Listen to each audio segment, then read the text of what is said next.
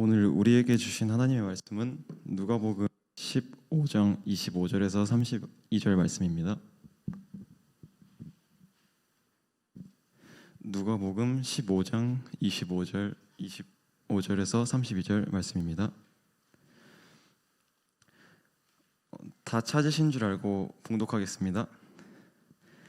마다들은 밭에 있다가 돌아와 집에 가까이 왔을 때에 풍악과 춤추는 소리를 듣고 한 종을 불러 이 무슨 일인가 물으되 대답하되 당신의 동생이 돌아왔음에 당신의 아버지가 건강한 그를 다시 맞아들이게 됨으로 인하여 살찐 송아지를 잡았나이다 하니 그가 노하여 들어가고자 하지 아니하거늘 아버지가 나와서 권한대 아버지께 대답하여 이르되 내가 여러 해 아버지를 섬겨 명을 어김이 없었거늘 내게는 염소 새끼라도 주워 나와 내 벗으로 즐기게 하신 일이 없더니 아버지의 살림을 형제들과 함께 살켜버린 이 아들이 돌아오매 이를 위하여 살찐 송아지를 잡으셨나이다.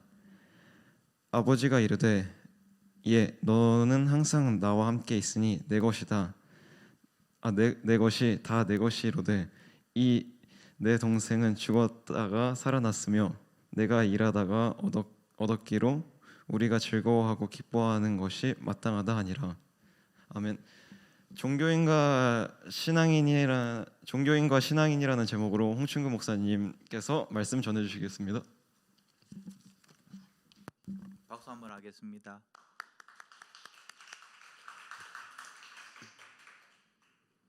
할렐루야, 할렐루야.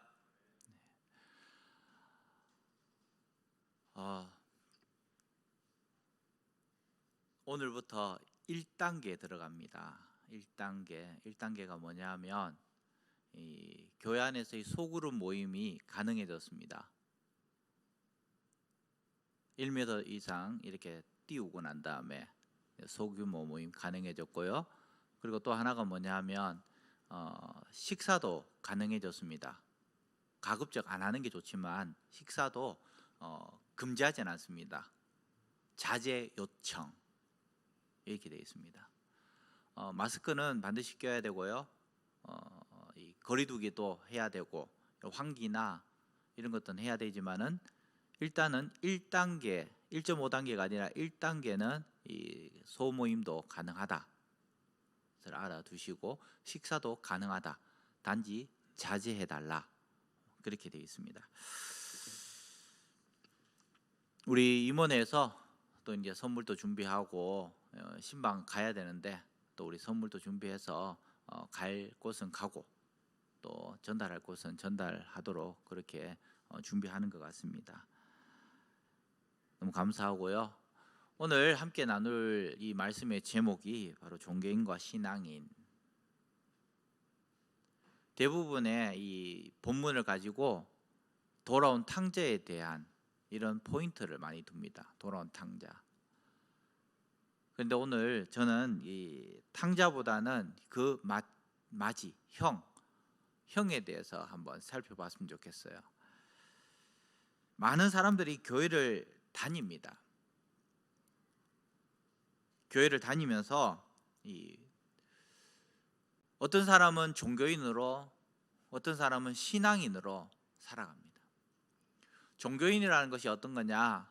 소위 말해서 할머니들이 정화수를 떠놓고 비나이다 이거 하는 것과 비슷한, 교회 안 나오면 뭐 주일 예배 안 드리면 괜히 찝찝하고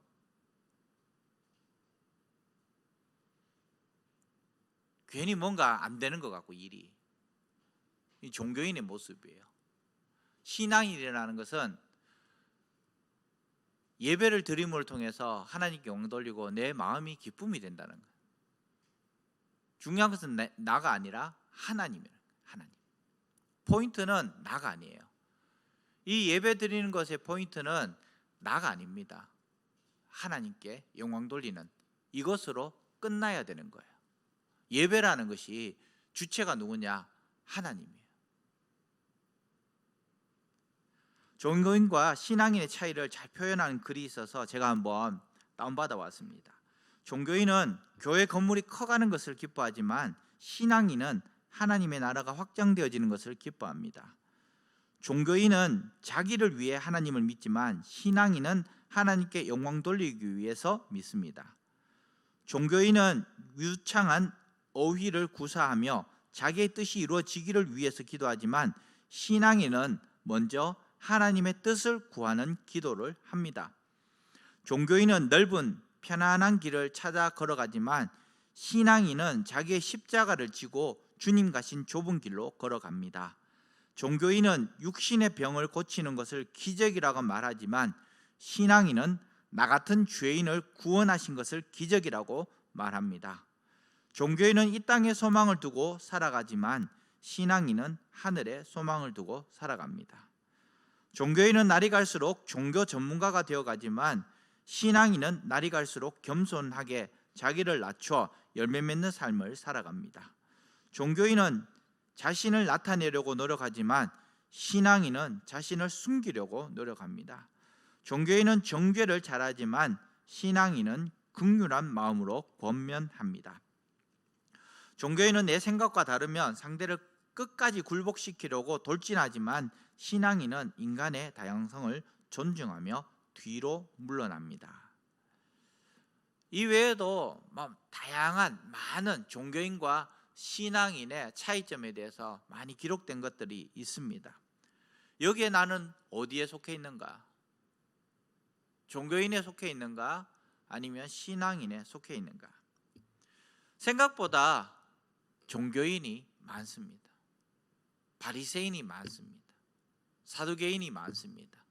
생각보다 율법주의자들이 많이 있다라는 것입니다. 세례도 받고 직분도 받고 꼬박꼬박 주일 성수도 잘하고 그럼에도 불구하고 나 자신을 주인으로 섬기는 사람들이 많이 있다라는 거예요.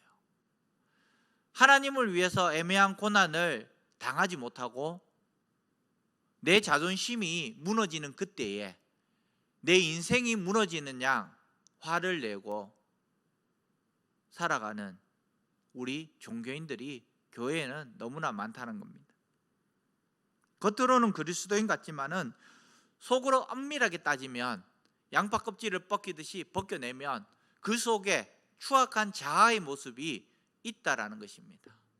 유창한 언어로 그리스도를 위해서 하나님을 위해서 이야기하지만은 그러나 그 속에 나 자신, 내 유익 이것 때문에 그런 구호를 외치고 있는 종교인들이 많이 있다는 것입니다. 우리는 누가 종교인인지 누가 신앙인인지 잘 모릅니다. 오히려 종교인이 신앙인으로 둔갑하는 경우들도 많이 있습니다. 왜냐하면 유창한 달변을 통해서 자기의 종교인의 모습을 뒤덮어버리기 때문에. 예전에 이런 일이 있었습니다. 실제로 있었던 이야기고요. 어떤 많이 배우지 못한 집사님이 계셨어요. 교회를 오래 다녔지만은 말을 잘 못하기 때문에 말을 잘 못한다는 것이 뭐 가나다라 이런 말을 못하는 것이 아니라 유창하게 이야기를 잘 못하기 때문에 기도를 안 시켰습니다. 교회에서 집사님이 되고 한 10년 정도 있었는데 기도를 안 시켰어요. 그래서 이 집사님이 목사님한테 가서 나 왜 기도 안 시키냐고. 이 목사님이 난감했습니다. 분명히 올라가면 벌벌벌 떨면서 한마디도 못할 건데 그래도 당사자가 와서 기도 시켜달라고 하니까 순서가 되어서 기도를 시켰습니다. 수요예배 기도 강대상에 앞에 섰습니다. 아니다 다를까 벌벌벌 떨었습니다. 그 집사님의 한 말은 몇 마디 없었습니다. 하나님 아버지, 우리 담임 목사님 설교 잘 시버렁거리게 해주십시오. 예수님의 이름으로 기도합니다. 아멘 소리가 아니라 모두 다가 하하하하하 웃었습니다. 근데 목사님은 그 기도가 너무나 은혜가 됐던 거예요. 너무나 은혜가 됐습니다. 여러 가지 유창한 단어를 써서 이 예배와 전혀 상관없는 이야기, 기도를 하면서 때로는 창세기부터 요한계시록까지 기도를 하면서 노아 시대 때 다 떠내려가 버리고 다 잠들게 하는 그런 기도보다 정말 솔직 담백한 기도였다는 거예요. 우리의 신앙생활이 어쩌면은 너무나 포장되어 있지 않는가를 한번 생각해 보시기 바랍니다. 좀 심플하게 정말 하나님과 나와의 관계 가운데서 우리가 신앙생활을 해야 되는데 여러 가지 이런 관계 속에서 나와 하나님과의 관계가 많이 깨어져 버리고 또 그 속에서 막 여러 것들이 하나님과의 올라가는 그 관계를 단절시키고 있지 않는가, 우리 한번 생각해 보시기 바랍니다. 누가 진짜 그리스도인인지 가짜 그리스도인지도 모르는 상황 속에 우리가 놓여져 있을 경우들도 있다는 것입니다. 누가 알곡인지 누가 가라지인지 알지 못하는 그런 상황 속에 있다는 것이죠. 그분이 직분자로서 살아가지만은 결국에는 온갖 부정부패 속에서 그 중심에 서서 결국에는 자살해버리는 그런 중직자들도 있었다라는 것입니다. 서울구치소에 가면 큰 대강당이 있습니다. 예배 드리러 가면 거기 한 300명, 400명씩 와서 예배를 드립니다. 안양교도소에 가도 마찬가지예요. 안양교도소에 가도 한 80명씩 이렇게 와서 예배를 드려요. 뭐 살인 이런 것보다는 크리스천들은 대부분 사기 이쪽으로 많이 들어와요. 그분들이 진짜 물론 그 중에서 억울한 분들도 있겠고 애매하게 잘못된 분들도 있을 거예요. 그러나 사람 정말 속여서 들어온 사람들도 있다라는 겁니다. 우리는 종교인이 아니라 우리는 신앙인이 되어야 한다라는 것입니다. 맏아들이 일을 하고 들어왔습니다. 지금까지 한 번도 들리지 않았던 음악 소리가 집에서 들립니다. 춤추는 소리가 집에서 들립니다. 노래 부르는 소리가 집에서 들립니다. 맏아들이 집에 들어가지 않고 하인을 불러냅니다. 이거 무슨 일이냐고. 그러니까 하인이 이야기합니다. 죽었던 아들이 막내가 돌아왔습니다. 그래서 주인께서 소를 잡고 신발을 신기고 가락지를 끼우고 옷을 입히고 지금 잔치를 벌이고 있습니다. 기분이 나빠졌습니다. 진짜 맏아들이었다면, 진짜 아버지의 마음을 알고 있는 맏아들이었다면 이런 마음을 가지고 있었겠습니까?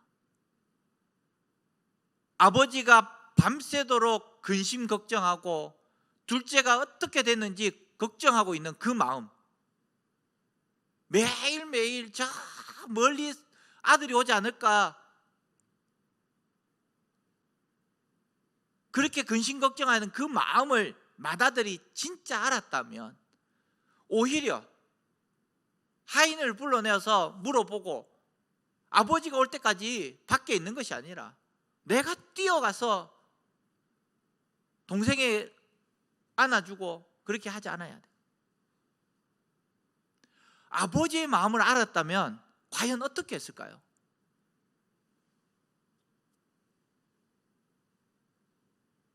맏아들은 아버지를 잘 섬기고 있는 것 같았지만 아버지의 마음을 전혀 헤아리지 못했습니다. 하나님의 마음을 전혀 헤아리지 못했다는 겁니다.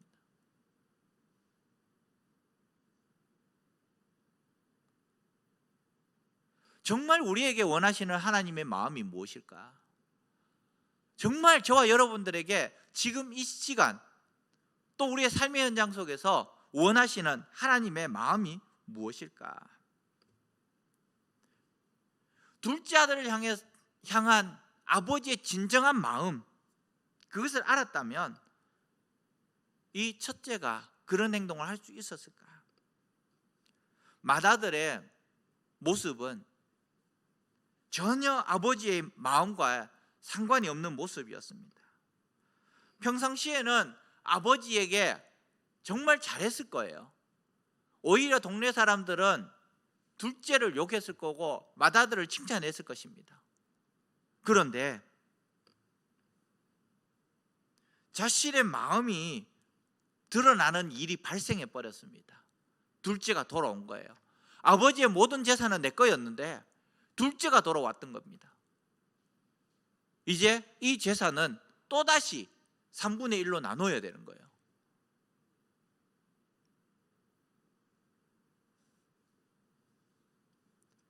아버지의 마음과는 상관없고 관심이 없던 자기 마음이 중요했던 겁니다. 내 마음이 더 중요했던 거예요. 신앙생활을 하다 보면 하나님께서 원하시는 것보다 내 기분이 더 앞서 나갈 때가 있습니다. 기분 나쁘면 교회도 안 나옵니다. 기분 나쁘면 예배도 안 드립니다. 기분 나쁘면 천국도 안 가는 현대의 모습을 보게 되는 거예요. 내 가족이 아픔을 통해서 하나님이 나를 버렸다고 어찌 그럴 수 있냐고 교회를 나오지 않는 성도들도 있습니다. 사업에 실패했다고 하나님이 진짜 계시냐고 교회를 떠나는 성도들도 있습니다.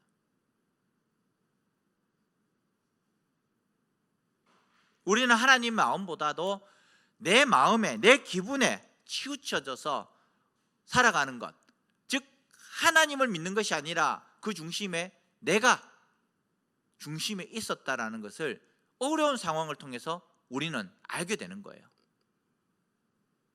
하나님의 자녀라고 하면서도 자녀로서의 권리만 주장하였지 하나님께서 나에게 무엇을 원하시는지 1도 관심이 없는 우리 종교인의 모습들을 한번 보시기 바랍니다.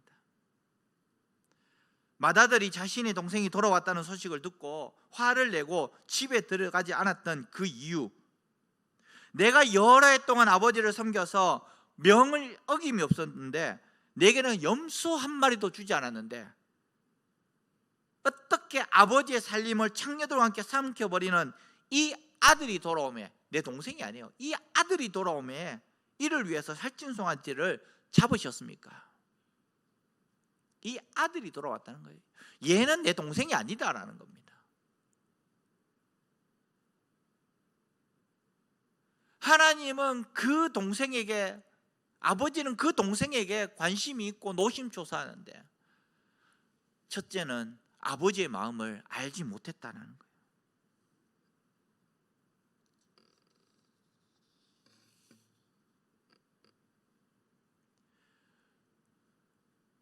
전통에 보면 아버지가 살아 계실 때에 유산을 물려받을 수도 있었다는 겁니다. 얼마 정도? 9분의 1. 아버지 재산의 9분의 1을 물려받을 수 있었어요. 살아 계실 때는. 그런데 오늘 본문에 보면은 둘째 아들뿐만 아니라 첫째 아들도 재산을 받았다는 거예요. 각각 물려줬다는 겁니다. 각각 본문에 보면 각각 그 유산을 받았다는 거예요. 첫째는 2배를 받기 때문에 9분의 1을 받았을 거예요. 아버지한테서 큰 아들도 유산을 받았고 작은 아들도 유산을 받았고 작은 아들은 떠나버렸고 큰 아들은 옆에 있었습니다. 왜요? 아버지의 유산을 다 가지기 위해서. 아들에게는 3분의 1을 줘야 되지만은 9분의 1만 줬기 때문에 끝까지 버티고 있으면 이 아버지의 9분의 8의 재산이 나에게 온다는 그런 계산을 하고 있었던 거예요. 즉 아버지의 생각이 아니라 나의 생각으로 아버지 옆에 붙어 있었던 거예요.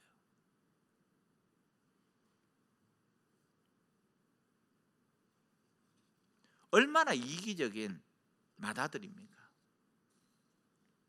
우리도 마찬가지입니다. 종교인에게 있어서 하나님이라는 것은 진정한 섬김의 대상이 아닙니다. 종교인에게 있어서 하나님이라는 것은 단지 나에게 축복해 주시는 분, 내 축복이 멀어질 때에, 내 건강이 멀어질 때에, 내 물질이 멀어질 때에, 내 지위가 낮아질 때에 결국에는 떠날 수밖에 없는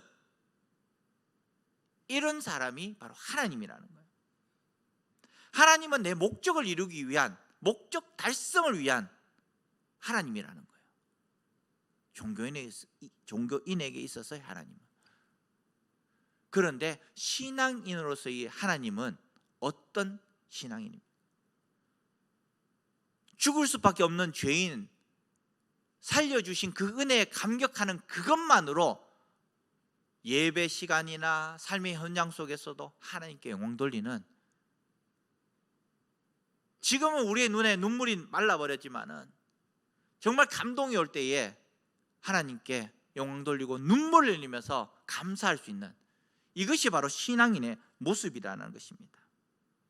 더 이상 이용할 가치가 없을 때는 철저하게 배척해버리는 그런 종교인이 아니라, 그럼에도 불구하고 나에게 가시밭길을 주시고 나에게 돌짝밭길을 주시고 정말 지름길을 주시지 않고 돌아가는 길을 주셨지만은 그럼에도 불구하고 나를 살려주신 하나님께 감사하는 그 감격의 영광 속에 살아가는, 그것이 신앙인의 모습입니다. 코로나19가 지금 우리를 너무나 엄습해오고 있습니다. 거기에 우리의 마음이 너무나 녹아져 버렸습니다.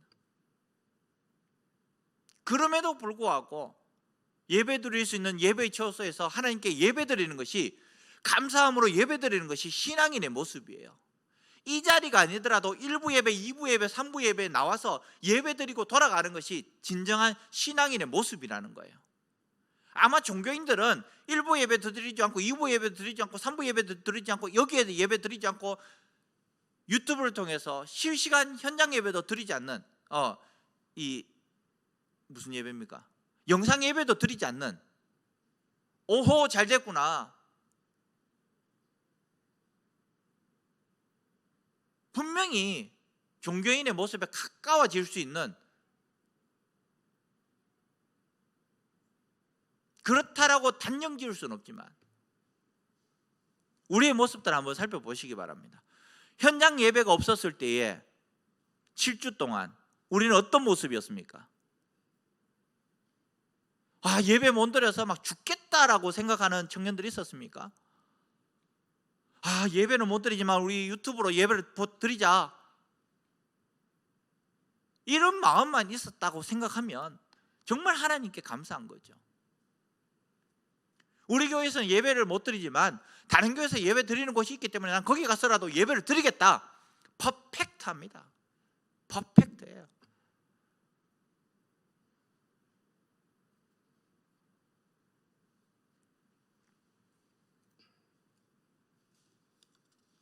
이 마다들은 아버지의 마음을 몰랐어요. 신앙인은 아버지의 마음을 아는 거예요. 아버지의 마음. 그 아버지의 마음은 다 주시는 마음이 달라요. 나에게 주시는 하나님의 마음.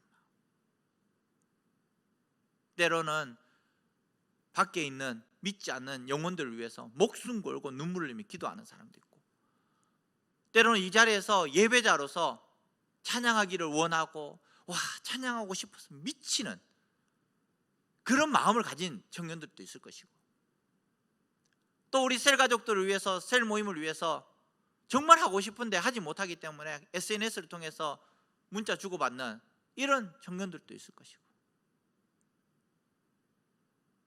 10주가 지나고 난 다음에 아직까지도 문자 한 번 없는 이런 청년들도 있을 것이고요. 이사야서 61장 6절 말씀에 보면은 너희는 여호와의 제사장이라고 일컬음을 받을 것이다라고 이스라엘 백성들을 향해서 이야기를 합니다. 그것은 이스라엘 백성들을 향해서 이야기한 것뿐만 아니라 저와 여러분들을 향해서 이야기를 하는 거예요. 여러분들은 제사장이라는 겁니다. 저와 여러분들은 제사장이라는 겁니다. 예배 드리기 위한 최전방에서 예배 드리는 한 사람 한 사람이 다 제사장인 거예요. 그런데 이 마다들의 모습 가운데에 우리는 어떤 모습을 취하고 있는가? 혹이나 깍쟁이처럼 아버지께서 주시는 그 유산에 눈이 멀어서 있는 것이 아닌가? 아니면 정말 하나님께서 원하시는 그것을 위해서 눈물을 흘리며 기도하고 있는가? 이스라엘 백성이나 바리새인이나 서기관들은 처음부터 타락한 사람이 아니었습니다. 오히려 더 진정성 있는 사람이었어요.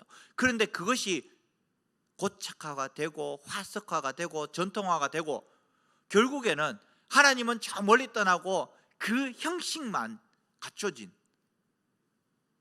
그것이 종교인으로 변했다라는 것입니다.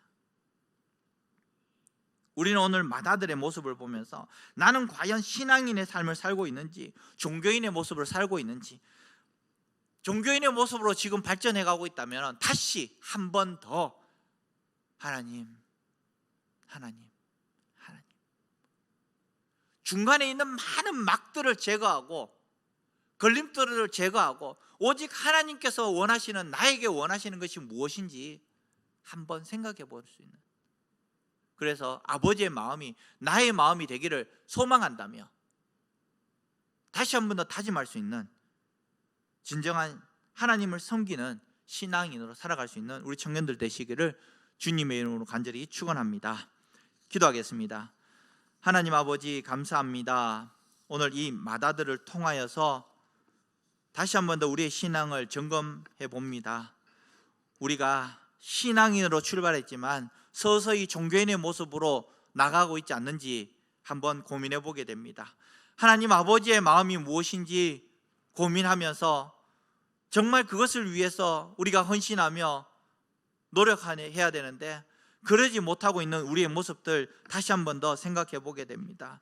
하나님, 우리가 우리를 다시 한 번 더 점검해 보며 신앙인으로서 아버지의 마음을 알 수 있는, 그래서 아버지의 마음을 시원하게 하는 여름 얼음 냉수와 같은 우리의 모습들로 나아갈 수 있도록 도와주시옵소서. 하나님, 이 자리에 나와야 될 우리 청년들 많이 있습니다. 다음 이 시간에 꼭 이 자리에 나와서 함께 예배드리는, 찬양하는 우리 청년들 다 삼아 주실 줄 믿사오며 귀하신 예수님의 이름으로 기도합니다. 아멘. 우리 찬양하면서 다 같이 일어나서 찬양하면서 헌금하겠습니다.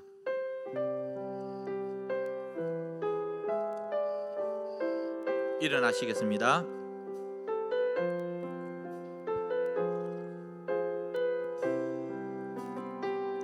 아버지, 당신의 마음이 있는 곳에 나의 마음이 있기를 원해요. 아버지, 당신의 눈물이 고인 곳에 나의 눈물이 고이길 원해요. 아버지, 당신이 바라보는 영혼에게 나의 두 눈이 향하길 원해요. 아버지, 당신이 울고 있는 어두운 땅에 나의 두 발이 향하길 원해요. 나의 마음이 아버지의 마음 알아. 내 모든 뜻 아버지의 뜻이 될 수 있기를 나의 온 몸이 아버지의 마음 알아. 내 모든 삶 당신 나의 마음이 아버지 마음 알아. 나의 마음이 아버지의 마음 알아. 내 모든 뜻 아버지의 뜻이 될 수 있기를 나의 온 몸이 아버지의 마음 알아. 내 모든 삶 우리 다시 한 번 더 고백하겠습니다. 나의 마음이 아버지 마음 알아. 나의 마음이 아버지의 마음 알아. 내 모든 뜻 아버지의 뜻이 될 수 있기를 나의 온 몸이 아버지의 마음 알아. 내 모든 삶 당신의 삶 그렇습니다. 아버지, 우리의 마음이 아버지의 마음을 알 수 있도록 도와주시고 우리의 시선이 하나님께로만 향하여 고정되어질 수 있도록 도와주시옵소서. 이 시간 또 하나님께 11조헌금으로 또 주일헌금으로 드려지는 손길들이 있습니다. 하나님 복의 복을 더하여 주시옵시고 특별히 믿음으로 드려지는 이 11조헌금 가운데에 주님 축복하시고 이들의 삶 가운데에 가루와 기름이 끊이지 않도록 주님 은혜의 복을 더하여 주시옵소서. 주일헌금 드려지는 손길 가운데도 동일한 은혜를 허락하여 주시옵시고 이 예물 쓰이는 곳곳마다 하나님의 사역이 힘있게 펼쳐질 수 있도록 도와주시옵소서. 지금 우리 주 예수 그리스도의 크신 은혜와 하나님 아버지의 무한하신 사랑하심과 성령님의 감동 감화 위로 교통하시는 역사가 이곳에 와서 함께 예배드리는 모든 청년들 머리 위에 가정과 직장과 또 일터와 또 이 난강 교회 위에 지금부터 영원토록 함께 하시기를 간절히 축원하옵나이다. 아멘.